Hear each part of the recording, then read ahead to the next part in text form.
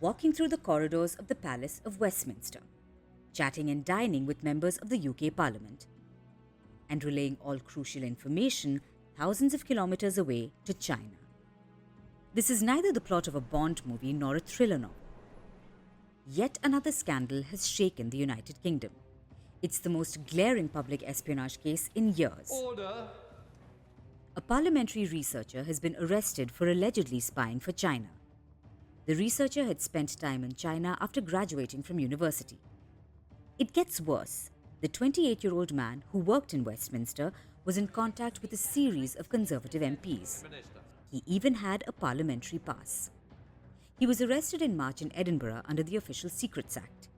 Another man in his 30s was also detained in Oxfordshire. Both men have been bailed until next month. But the suspected spy denied any wrongdoing.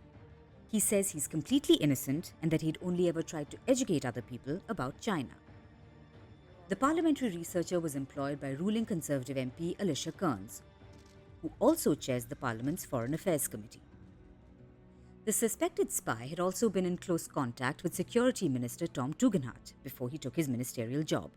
Tugendhat, who has been critical of Beijing, is the founder of the China Research Group, which brings together Conservative MPs looking for fresh thinking on China. As reports of the arrest emerged, it ignited a firestorm in Westminster. Some Conservative MPs are furious at the idea that a spy for China may have operated inside the Parliament and they weren't told about it for months. It's also brought back the debate on the future of UK-China ties. UK Prime Minister Rishi Sunak said he raised very strong concerns with the Chinese Premier Li Qiang at the G20 summit about potential Chinese interference in Britain's democracy. Beijing has obviously denied London's allegation. It describes them as malicious slander and fabrication. The Conservative Party leaders are calling for a harder line on China. Sunak's predecessor Liz Truss called for China to be designated as a threat to the UK. Other senior Conservative Party members backed this demand. But the view is not uniform across the party or the Sunak government.